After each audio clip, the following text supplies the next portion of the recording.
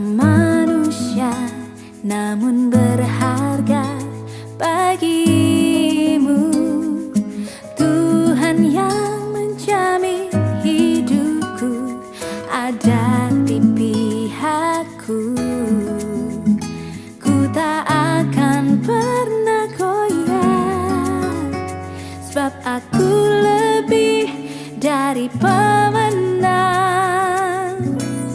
Dengan imanku, ku lihat nyata janji-janjimu.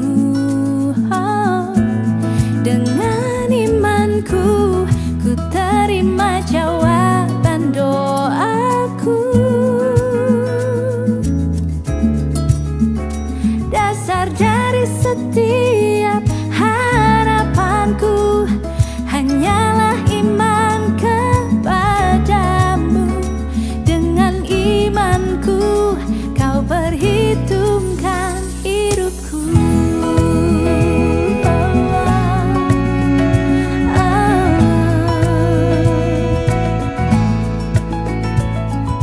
Tak mungkin bagi manusia, tapi itu pasti bagimu. Tak layak di mata manusia, namun berharga bagimu. Tuhan yang menjamin hidupku ada di pihakku. Ku tak akan pernah goyah, sebab aku lebih dari pemenang. Dengan imanku, ku lihat nyata janji-janjimu. Oh, dengan imanku, ku terima jawaban doaku. Dasar dari setiap harapanku hanyalah iman kepadamu. Dengan imanku kau perhitungkan hidupku.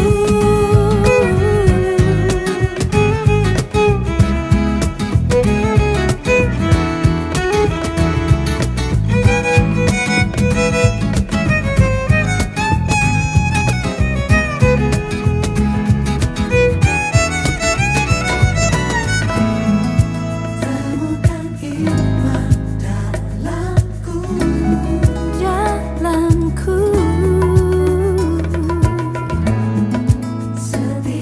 setiaku kepadamu. Dengan imanku, ku lihat. Shalom semuanya, teman-teman semua The Ignited. Puji nama Tuhan, kita berkumpul lagi di ibadah online The Ignited di minggu ini, bulan yang ke-10, bulan Oktober. Oke teman-teman, hari ini kita percaya bahwa setiap minggu, setiap waktu Tuhan Yesus selalu menyertai. Penyertaan Tuhan selalu nyata dalam setiap kehidupan kita, amin. Oke teman-teman, sebelum kita mulaikan ibadah kita mau baca ayat mingguan kita yang terdapat di dalam Yohanes 4 ayat yang ke-14. Yohanes 4 ayat yang ke-14 dikatakan, "Tetapi barang siapa minum air yang akan kuberikan kepadanya, ia tidak akan haus untuk selama-lamanya. Sebaliknya, air yang akan kuberikan kepadanya akan menjadi mata air di dalam dirinya yang terus-menerus memancar sampai kepada hidup yang kekal." Amin teman-teman. Tema bulan ini yaitu kita harus bersaksi untuk Yesus Kristus dimanapun kita berada. Oke teman-teman, mari satukan hati kita mau siapkan hati kita mau fokus, kita mau berdoa, tundukkan kepala kita berdoa. Terima kasih Bapa yang baik, terima kasih Tuhan Yesus. Pada hari ini Tuhan kami bangga, kami bersyukur buat segala kebaikan Tuhan, pemeliharaan Tuhan yang sungguh luar biasa dalam hidup kami. Tuhan, kami akan menaikkan setiap pujian sembah kami percaya Engkau Tuhan yang Campur tangan ibadah kami dari awal pertengahan hingga berakhir ibadah ini, kami serahkan semua ke dalam tangan-Mu Bapa. Terima kasih Bapa yang baik, terima kasih, ini doa setiap kami, ini syukur kami di dalam nama Tuhan Yesus. Haleluya. Amin, amin, amin, amin. Oke teman-teman, kita akan menaikkan setiap sembah syukur kita. Mari sama-sama kita mau bawa kehidupan kita. Oh Yesus, kami perlu Engkau Tuhan.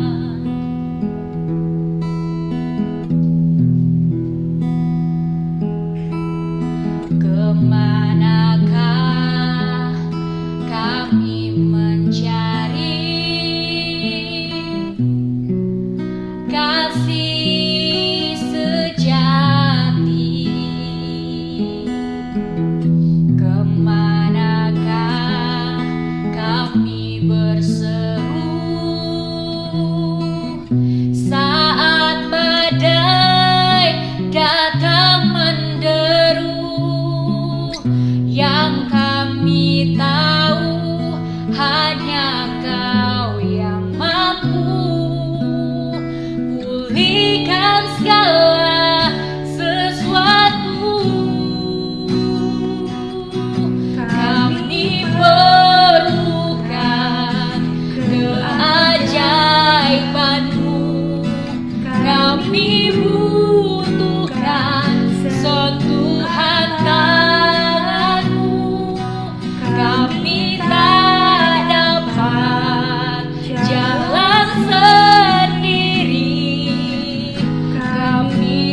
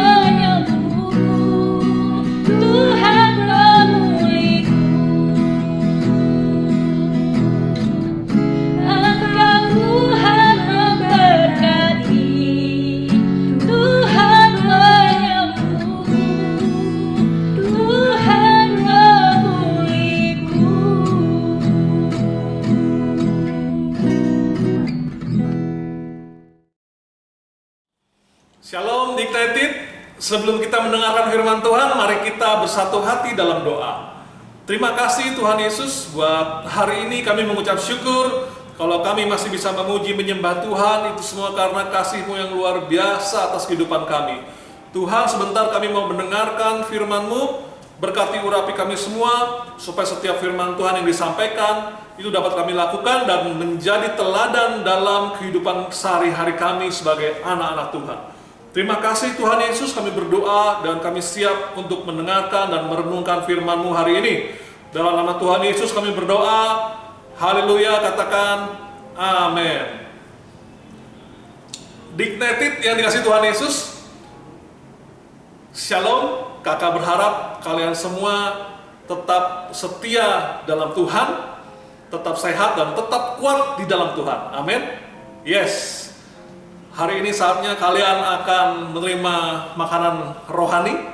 Mari kita buka firman Tuhan kita yang diambil dari Yohanes 4 ayat 1 sampai dengan 10. Kita tidak usah baca semuanya, harusnya Yohanes 4 ayat 1 sampai dengan 42, tapi kita baca saja ayat 1 sampai dengan 10. Demikian firman Tuhan. Perikopnya adalah percakapan dengan perempuan Samaria. Ketika Tuhan Yesus mengetahui bahwa orang-orang Farisi telah mendengar bahwa ia memperoleh dan membaptis murid lebih banyak daripada Yohanes, meskipun Yesus sendiri tidak membaptis melainkan murid-muridnya, ia pun meninggalkan Yudea dan kembali lagi ke Galilea. Ia harus melintasi daerah Samaria. Maka sampailah ia di sebuah kota Samaria yang bernama Sikar, dekat tanah yang diberikan Yakub dahulu kepada anaknya Yusuf. Di situ terdapat sumur Yakub. Yesus sangat letih oleh perjalanan, karena itu ia duduk di pinggir sumur itu. Hari kira-kira pukul 12. Maka datanglah seorang perempuan Samaria hendak menimba air. Kata Yesus kepadanya, "Berilah aku minum, sebab murid-muridnya telah pergi ke kota membeli makanan." Maka kata perempuan Samaria itu kepadanya, "Masakan engkau seorang Yahudi minta minum padaku, seorang Samaria?" Baca yang ada dalam kurung di situ dikatakan bahwa sebab orang Yahudi tidak bergaul dengan orang Samaria. Lalu ayat 10 ayat terakhir, jawab Yesus kepadanya, "Jikalau engkau tahu tentang karunia Allah dan siapakah dia yang berkata kepadamu, berilah aku minum, niscaya atau percayalah, engkau telah meminta kepadanya dan ia telah memberikan kepadamu air hidup." Dignited yang dikasih Tuhan, yang berbahagia adalah setiap kita yang mendengar firman Tuhan dan melakukannya. Katakan amin. Yes. Nah, Dignited, tema kita di bulan Oktober ini adalah Style in Christ. Dan tema hari ini adalah teladan bersaksi. Nah, teman-teman Dignited, kenapa kok dikasih tema Style in Christ? Saya percaya setiap orang punya style, punya gayanya masing-masing, betul? Style itu artinya adalah gaya. Style itu artinya adalah apakah yang kau pakai, cerminan dirimu, itulah gayamu. Itulah gaya kalian. Makanya yang namanya style, setiap orang pasti berbeda-beda. Ada yang suka dengan rambut yang pendek, ada suka dengan rambut yang panjang, ada yang suka pakai baju putih setiap hari, ada yang suka pakai baju yang berwarna-warni sepanjang hari, dan itu namanya style seseorang. Dan zaman kakak dulu, zaman saya dulu ketika saya masih muda, ya meskipun sekarang juga masih muda, jiwanya masih muda, Dignited. Zaman saya dulu ada yang namanya American Style. American Style itu ya karena lagi musim film-film yang tenar pada waktu itu. Ada satu film namanya Ghost. Film itu dibintangi oleh yang namanya Demi Moore. Dan Demi Moore itu rambutnya pendek.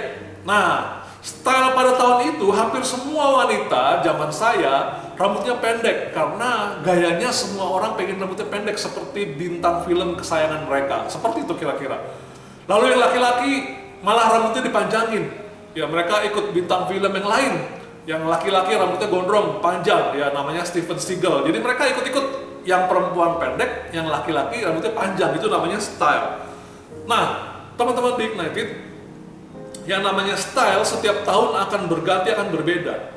Dan style kalian hari-hari ini yang saya tahu, ya, yang saya pelajari adalah kebanyakan lagi musim namanya Korean style, bener gak? Ya kan, pengen makannya makan makanan Korea gitu ya. Bahkan sekarang lagi musim boy bandnya BTS, gaya anak-anak cowok zaman sekarang ya kayak BTS, ya kan, rambutnya segini, rambutnya diwarna dan lain-lain. Dan yang wanita ya mungkin dari sebagian kalian suka dengan Blackpink atau kelompok yang lain ya.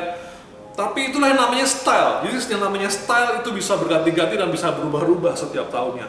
Nah, oleh sebab itu kita sebagai orang Kristen, ya sebagai orang percaya, kita juga mesti punya style. Style anak-anak muda, style orang-orang Kristen itu apa sih? Stylenya itu adalah Christ in style. Atau Christian lifestyle. Ya, jadi Christian lifestyle itu ya, jadi gayanya orang Kristen, anak-anak muda Kristen harusnya saat ini adalah mereka seorang anak muda atau anak-anak muda yang bersaksi dalam kehidupannya. Ya, mereka mengikuti keteladanan yang namanya Alkitab. Siapa itu? Ya Tuhan Yesus itu sendiri. Karena hari ini, ya pada minggu ini kita akan belajar tentang yang namanya teladan bersaksi. Dan di dalam Alkitab itu begitu banyak keteladanan yang kita bisa dapatkan. Salah satunya adalah keteladanan bersaksi yang luar biasa, yang dari abad ke abad keteladanan ini tidak pernah luntur. Keteladanan bersaksi ini tidak pernah terlewatkan bagi semua orang Kristen. Yaitu siapa? Keteladanan seorang yang namanya Stefanus. Kalau kalian ingat, Stefanus ini kejadiannya ketika dia dirajam batu.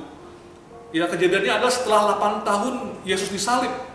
Baru dia mulai berani bersaksi, dia mulai mulai memberitakan firman Tuhan di mana-mana tentang Yesus hidup, tentang Yesus adalah Tuhan, Yesus adalah juru selamat. Tetapi orang-orang Yahudi pada waktu itu tidak terima, sehingga kesaksiannya itu yang tadinya luar biasa menjadi berujung kematian, dan Stefanus dijadikan martir. Dan ini adalah salah satu teladan kesaksian, yaitu Stefanus. Lalu ada lagi teladan kesaksiannya Filipus. Filipus juga sama. Filipus juga seorang yang bersaksi. Dia memenangkan jiwa banyak.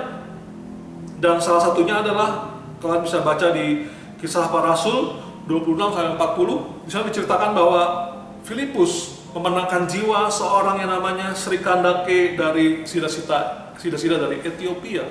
Nah, hari ini kita akan belajar dari teladan bersaksi siapa? Dari Tuhan Yesus itu sendiri, Tuhan yang kita sembah.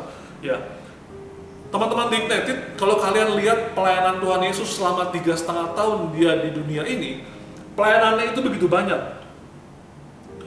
Dimanapun Tuhan Yesus berada, pasti banyak jiwa diselamatkan.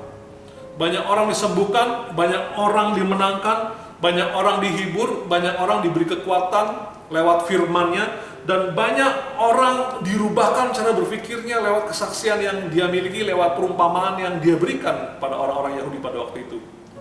Nah, teman-teman di Ignited, selain hal-hal itu yang dilakukan, setiap dia bertemu dengan orang, setiap dia berkumpul di suatu perkumpulan, setiap dia mengajar, dia tidak lupa ketika dia sedang bersama seseorang, pasti dia melakukan yang namanya kesaksian, melakukan yang namanya menginjil, melakukan yang namanya memberitakan firman Tuhan melalui pembicaraan dua arah. Salah satu contohnya adalah teman-teman yang hari ini kita pelajari, yaitu tentang seorang perempuan Samaria. Nah, teman-teman di Ignited, kalian semua tahu kisahnya, yaitu awal mulanya adalah waktu itu orang Farisi tahu bahwa Yesus dan murid-muridnya membaptis lebih banyak dari yang namanya Yohanes Pembaptis. Oleh sebab itu, Tuhan Yesus secara kemanusiaannya, ya secara manusia pada waktu itu, meskipun dia benar-benar Tuhan sepenuhnya, tetapi di sisi kemanusiaannya dia harus mengalah. Yaitu apa? Dia menyingkir ke satu daerah. Yang tadinya dia ada di daerah Yudea, dia harus pergi kembali ke Galilea. Dan ketika dia lewat Galilea, dia harus melewati daerah yang namanya Samaria. Nah, ketika dia di kota Samaria itulah dia pergi ke kota yang namanya Sikar. Dan di kota Sikar itu, teman-teman di Ignited, dia bertemu dengan seorang perempuan Samaria yang sedang menimba air di tepian sumur Yakub. Dan ketika bertemu di sana, Yesus berkata sama orang Samaria, perempuan ini, "Hai perempuan, berikanlah aku minuman dari sumurmu ini." Tetapi perempuan Samaria tidak lekas atau tidak lanjut untuk memberi air minum dari sumur Yakub itu. Tetapi perempuan Samaria malah berkata, "Masa engkau orang Yahudi minta sama orang Samaria?" Nah, di sini ada pertanyaannya. Pertanyaannya adalah kenapa seolah-olah orang Yahudi bermusuhan dengan orang Samaria? Itu ada kisahnya teman-teman di Ignited. Ya, makanya ketika Yesus minta air dari seorang wanita perempuan Samaria, tidak langsung diberi, ya, malah dikatakan, "Kok lu minta sama gue?" Gitu, kira-kira seperti itu ya. "Kok kamu minta sama saya?" Kenapa demikian? Ya, kenapa antara orang Yahudi dan Samaria seperti ada permusuhan? Ya, karena teman-teman di Ignited, orang Samaria ini adalah orang yang melakukan kawin campur antara orang Yahudi dan orang-orang yang di luar Yahudi, dan menghasilkan keturunan-keturunan yang tidak semestinya. Sedangkan orang Yahudi punya peraturan, punya yang namanya adat istiadat bahwa mereka tidak boleh kawin campur selain dengan orang Yahudi itu sendiri. Dan yang kedua teman-teman di Ignited, ya, orang Samaria hanya bersedia dan hanya menerima 5 kitab Musa. Selain 5 kitab Musa, ya, mereka menolak semua tulisan para nabi. Mereka hanya baca kitab-kitab yang menurut mereka itu kitab Musa, yang terakhir adalah Kejadian, Ulangan, ya, Keluaran, Imamat, Bilangan, teman-teman di Ignited. Selain itu mereka nggak baca. Ya, dan satu hal lagi, meskipun banyak, 3 hal aja saya mau kasih tahu. Kenapa orang Samaria bermusuhan dengan orang Yahudi? Karena orang Samaria menyembah Allahnya di Gunung Gerizim, sedangkan orang Yahudi menyembah Allahnya, menyembah Tuhan Allah di Yerusalem. Nah, seperti itu kurang lebih teman-teman di Ignited. Nah, makanya kalau kalian baca di Alkitab, begitu banyak kisah antara orang Yahudi dan orang Samaria. Dan antara lain adalah Yesus juga melakukannya, Filipus juga melakukannya. Mereka juga menginjil untuk orang-orang Samaria. Dan Yesus pun juga selamat meneladaninya. Kalau kalian ingat, ada kisah perumpamaan orang Samaria yang baik hati di Lukas 10 ayat 25-37. Di sana juga dikisahkan bagaimana orang Samaria menolong orang Yahudi yang dirampok habis-habisan. Nanti kalian baca di rumah, kakak tidak akan menjelaskan pada hari ini. Kalian baca, yang maksudnya adalah Yesus membuka hatinya, Yesus membuka pelayanannya, Yesus mulai bersaksi tentang kehidupannya, tentang yang namanya keimanannya kepada orang-orang di sekitarnya. Bukan hanya dengan orang-orang Yahudi, yang notabene-nya adalah orang-orang yang seiman, adalah orang-orang yang sama-sama lahir di sana, yang sama-sama tinggal di sana, adat istiadatnya juga tidak jauh berbeda. Tetapi kali itu, ya, Yesus bersaksi, Yesus menginjil, ya, kepada orang Samaria dan orang perempuan Samaria yang di pinggir sumur ini di Ignited. Itulah yang menjadi sasaran Tuhan Yesus. Nah, di Ignited, Yesus mulai bersaksi dan Yesus mulai berbicara dengan seorang perempuan Samaria ini di Ignited dengan berkata-kata. Ya, mereka mulai mengadakan pembicaraan, diawali dengan yang namanya, "Nenek moyang kami menyembah di atas gunung ini, tetapi kamu katakan bahwa Yerusalemlah tempat untuk menyembah." Lalu selanjutnya, nanti kalian baca di ayat yang 20 sampai dengan 42 sampai habis. Di sana akan lebih lengkap lagi, teman-teman. Saya hanya menceritakan sebagian. Dan Yesus mulai menceritakan bahwa kalau engkau butuh air, maka akulah air hidup itu. Tuhan Yesuslah air yang hidup itu. Yesus mulai banyak menceritakan hal-hal yang supranatural. Yesus mulai banyak bersaksi.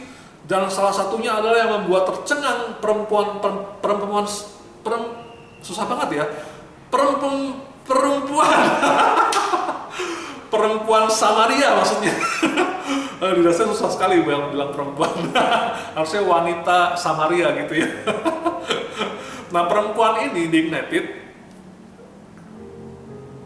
begitu banyak bercerita tentang kehidupannya. Tentu Alkitab tidak menceritakan semuanya, dan Yesus memberi kekuatan, menghiburan, kesaksian dalam kehidupannya. Dan ada hal supranatural yang diberikan oleh Tuhan Yesus. Ketika Yesus tahu bahwa perempuan ini ya ternyata ketika Yesus tanya, ya perempuan ini ternyata dia punya yang namanya 5 suami. Jadi Yesus belum cerita, perempuan ini belum cerita, tapi Yesus katakan bahwa engkau punya 5 suami. Dan saat itulah ya perempuan Samaria ini mulai hatinya terbuka untuk Tuhan. Karena apa? Karena dia percaya akan apa yang dikatakan, apa yang disaksikan oleh Tuhan Yesus. Dan Yesus katakan bahwa akulah Yesus yang sedang berkata-kata dengan engkau. Yang artinya adalah yang tadi bersaksi dari awal sampai akhir, ya Tuhan Yesus, inilah aku Tuhan gitu. Sampai akhirnya dia terkejut, dan perempuan Samaria ini akhirnya dia percaya bahwa Yesus adalah yang datang, Mesias yang datang untuk semua orang, termasuk untuk Samaria, untuk orang Samaria. Nah, teman-teman Dignited, dari kisah itu, yuk mari kita semua bersaksi. Mari kita semua harus punya suatu keteladanan dalam kehidupan kekristenan kita, supaya kehidupan kekristenan kita tidak menjadi orang Kristen yang biasa-biasa aja, tetapi menjadi orang yang luar biasa. Tetapi kan kalau kita menginjil, ketika kita bersaksi kepada orang lain, kan kita masih muda kan kita masih terlalu muda untuk memberitakan firman Tuhan. Kita masih terlalu muda untuk berkata-kata seperti yang Yesus katakan. Tidak, Dignited. Alkitab itu so simple, sangat simple sekali. Dia tidak mengajarkan hal yang tidak bisa kalian lakukan. Kalau kalian baca di 1 Timotius 4 ayat 12, salah satu cara untuk kalian bisa bersaksi, salah satu cara supaya kalian bisa menjadi firman Tuhan yang hidup dalam kehidupan kalian, misalnya dikatakan seperti ini: janganlah seseorang pun menganggap engkau rendah karena engkau muda. Jadilah teladan bagi orang-orang percaya dalam perkataanmu, dalam tingkah lakumu, dalam kasihmu, dan dalam kesetiaanmu, dan dalam kesucianmu. Artinya apa, Dignited? Artinya untuk menjadi teladan seperti Yesus, untuk bisa bersaksi menginjil seperti Yesus untuk semua orang di sisi kehidupan kita. Kita hanya perlu berkata hal yang baik, kita hanya perlu memperkatakan hal-hal yang positif, kita hanya perlu memperkatakan kata-kata yang kudus, yang tidak kotor, yang tidak sembarangan. Dan yang kedua adalah kita harus memperlihatkan perbuatan kita sebagai anak-anak muda, sebagai anak-anak muda yang tidak bercacat cela, sebagai anak-anak muda yang setia, sebagai anak-anak muda yang mempertahankan kesucian dalam kehidupan ini. Dengan modal 2 hal itu, perkataan dan perbuatan itu, teman-teman Dignited, kalau kalian bisa melakukannya, selain berkata-kata hal yang baik, memberitakan tentang kebaikan Tuhan yang baik, kalian memang tidak punya uang banyak untuk bisa menginjil pergi ke suatu tempat. Kalau kalian tidak punya modal, tidak punya sesuatu yang bisa kalian berikan untuk seseorang di pedalaman sana, tetapi minimal, teman-teman Dignited, kalian bisa mendoakan. Dan yang paling pertama, yang paling luar biasa adalah ketika kalian mulai merubah perkataan kalian, ketika kalian merubah perbuatan kalian, yang tadinya kata-katanya negatif jadi positif, yang tadinya perbuatannya negatif jadi positif, yang tadinya kalian tidak suka berbuat hal kebaikan, tidak suka memberi, jadi sekarang sudah baik dan suka memberi. Dan itu adalah namanya suatu perubahan, teman-teman Dignited. Hal inilah yang dinamakan dengan bersaksi. Hal inilah yang dinamakan dengan keteladanan. Hal inilah yang dinamakan dengan menginjil dengan apa yang kalian punya dari tubuh kalian, yaitu perkataan dan perbuatan. Masa bisa sih, Kak? Bisa. Ketika kalian di tengah jalan, kalian menolong seseorang. Saya pernah lakukan itu ketika saya seumur kalian. Saya pernah lakukan itu. Ketika di jalan ada orang buta, lalu saya tuntun untuk menyeberang. Kalau kalian tahu, di Grogol itu ada jembatan penyeberangan antara Trisakti dan Grogol, atau Trisakti dengan Citraland. Itu ada jembatan penyeberangan di sana. Saya menuntun orang buta karena dia tidak bisa menyeberang. Jadi saya ajak dia ikut ke jembatan penyeberangan. Ketika ke jembatan penyeberangan, sepanjang itulah saya manfaatkan untuk mengobrol dengan orang buta itu. Kebetulan dia dari orang seberang dan tidak seiman dengan kita, saya ngobrol dengan apa yang ada saya punya. Saya berbicara dengan apa yang saya miliki, dengan cara apa? Saya melakukan hal yang baik. Saya mengantar dia ke seberang tanpa saya malu dengan orang lain meskipun saya masih muda waktu itu. Lalu saya mulai mengucapkan hal-hal yang baik dengan berkata apa? Bapak sudah makan? Dan puji Tuhan. Saya pikir, waduh jawabannya harusnya saya sudah makan. Tapi dia bilang, saya belum makan. Waduh, saya pikir, waduh. Mana uang saya juga waktu itu nggak banyak, sedikit. Tapi dia katakan, saya belum makan. Dan akhirnya saya kan nggak bisa nggak traktir dia. Saya nggak bisa untuk memberkati dia. Akhirnya saya memberkati dia meskipun dengan terpaksa. Tapi hati ini penuh dengan belas kasihan. Ayo Pak, kita makan. Meskipun makannya hanya di warteg, hanya di pinggir jalan, di pinggir kolong jembatan Citra Land di sana. Lalu saya ajak makan di sana dan saya bersaksi tentang Tuhan. Bapak dari mana? Bapak mau kemana? Ya dia lagi cari uang. Dia ternyata tunanetra yang memijat, gitu. Suka pijat-pijat orang, dipanggil orang dan dia mau pergi ke suatu tempat dan dia harus menyeberang jalan itu. Dan akhirnya saya ajak makan, saya ngobrol banyak dengan dia. Dan yang terakhir, sebelum saya mau melanjutkan perkataan saya, dia udah ngomong gini duluan. Adek ini orang Kristen ya? Luar biasa nggak teman-teman dignity? Orang buta yang tidak melihat, ya dia bisa mendengar perkataan-perkataan kita dan berkata, adik ini orang Kristen ya? Kamu orang Kristen ya? Loh, kok Bapak tahu? Saya bilang. Soalnya adik baik sekali. Lihat teman-teman dignity. Berarti dalam kehidupannya yang nolong dia selama ini, yang dia tahu, meskipun dia tidak melihat, yang dia tahu orang Kristen baik, dan itu menjadi kesaksian yang luar biasa dalam kehidupan ini. Dan lanjutnya Bapak Ibu, dan lanjutnya teman-teman dignity kita. Lanjutnya adalah yang terjadi ketika saya ngobrol jauh dengan dia, akhirnya di ujung pembicaraan kita saya katakan, senang bisa ketemu dengan Bapak. Saya doakan Bapak selamat di jalan dan Tuhan Yesus memberkati Bapak. Dia langsung bilang apa? Alhamdulillah, puji Tuhan, terima kasih. Karena sudah menolong saya, sudah ajak makan saya. Teman-teman dignity, lihat kesaksian yang tidak seberapa banyak. Kesaksian yang kesannya kayaknya biasa-biasa aja. Tetapi bisa merubahkan hidup seseorang. Tetapi bisa mengubahkan cara pandang seseorang bahwa Tuhan Yesus itu baik. Bahwa orang-orang Kristen itu baik. Bahwa orang-orang Kristen itu luar biasa. Itulah maksud keteladanan Yesus Kristus dalam kehidupan kita anak-anak muda. Teman-teman dignity, Alkitab katakan memang Timotius masih muda. Tetapi Timotius dipercaya oleh Rasul Paulus untuk meneruskan pelayanannya ke depan. Bayangkan, Rasul Paulus yang seorang rasul yang besar luar biasa mempercayakan pelayanan selanjutnya kepada Timotius yang notabene-nya masih anak muda, teman-teman dignity. Dan dia percaya bahwa Timotius bisa menjaga perkataan, bisa menjaga perbuatannya. Karena itu adalah keteladanan, karena itu adalah kesaksian hidup yang bisa kita lakukan. Yang terakhir, teman-teman dignity,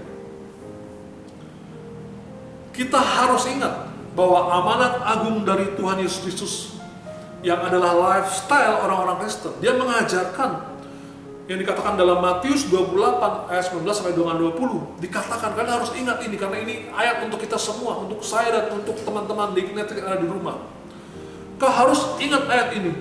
Karena itu pergilah, jadikanlah semua bangsa muridku dan baptislah mereka dalam nama Bapa dan Anak dan Roh Kudus, dan ajarlah mereka melakukan segala sesuatu yang telah kuperintahkan kepadamu.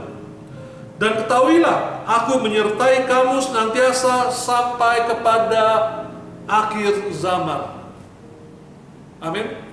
Yes, amin. Berarti tugas kita selama kita hidup, selama kita menjadi orang percaya, selama kita menjadi orang Kristen adalah bersaksi sampai Tuhan Yesus datang. Katakan amin.